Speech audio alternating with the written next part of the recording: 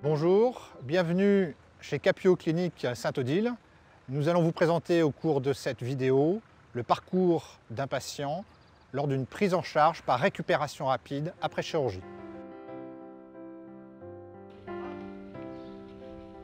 J'ai été opéré le vendredi, donc en fin de matinée. J'ai repris le travail le lundi matin à 8 h, j'étais opérationnel. Alors, avec quelques désagréments bien évidemment, parce qu'il y a l'attelle, il y a les béquilles, donc forcément c'est pas toujours évident, mais sans douleur, sans aucune appréhension et avec beaucoup de facilité. Le but de la récupération rapide, c'est d'essayer de faire comprendre au patient que l'acte chirurgical va passer au second plan. C'est-à-dire que ce qui va compter, c'est avant tout la récupération qu'il va avoir après son acte chirurgical. L'acte chirurgical n'est qu'une étape dans l'évolution de son hospitalisation. Il y a avant, il y a l'acte chirurgical et il y a après.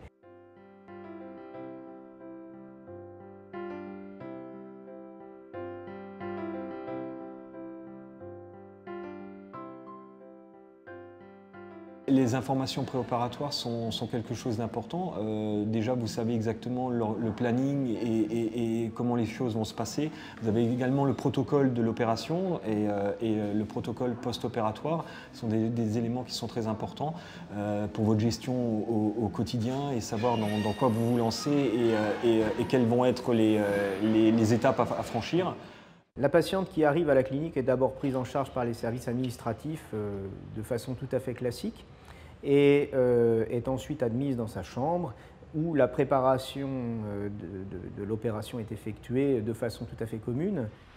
Le moment est venu, on va vous emmener. Je vais juste encore vous poser quelques questions avant de descendre. Cette préparation est relativement rapide et dure environ 1h30 entre le moment de son arrivée et le moment où elle va arriver au bloc opératoire. La récupération rapide après la chirurgie en anesthésie, ça signifie principalement un confort maximum pour nos patients, c'est-à-dire une optimisation de nos techniques pour que la chirurgie ait le minimum d'impact sur la vie courante de nos patients. En effet, nos patients peuvent s'hydrater jusqu'à 2 heures avant l'intervention. Après l'intervention, nous reprenons le plus rapidement possible une alimentation normale. L'intervention chirurgicale dure entre 30 et 40 minutes et la patiente sera extubée et réveillée dans l'heure qui suivra l'intervention. Elle sera ensuite remontée très rapidement dans sa chambre. Dès le milieu de l'après-midi, la patiente sera démédicalisée, sera déperfusée. On lui proposera une collation et une alimentation normale sera reprise dès le soir même. Vous n'avez pas tout mangé? Non, j'avais pas très faim. Pas très faim. Non. Moi, vous avez bu du chocolat, Oui. c'est déjà bien. Vous avez bu de l'eau aussi? Oui. D'accord. On permettra à la patiente de se lever en fonction de ses envies. Elle pourra aller librement aux toilettes, par exemple, ou déambuler dans sa chambre, dans le couloir, en fonction de ses possibilités et de ses envies. À l'issue de cette journée, la récupération rapide après chirurgie permet à la patiente d'être autonome pour les gestes de la vie quotidienne et, si elle le souhaite, peut permettre le retour à domicile le soir même. Si tout se passe bien, 4 heures après, une fois que vous avez pris une collation, vous rentrez chez vous et c'est réglé. Dès le lendemain de l'intervention, une infirmière passera au domicile du patient pour organiser la réinjection dentalgique dans l'articulation qui a été opérée et refaire le premier pansement.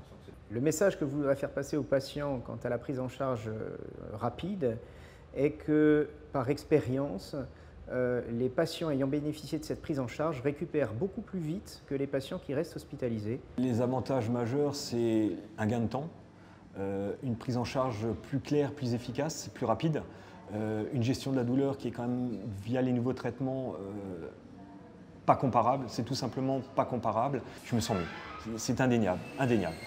On est à 3 mois, je suis dans les starting blocks.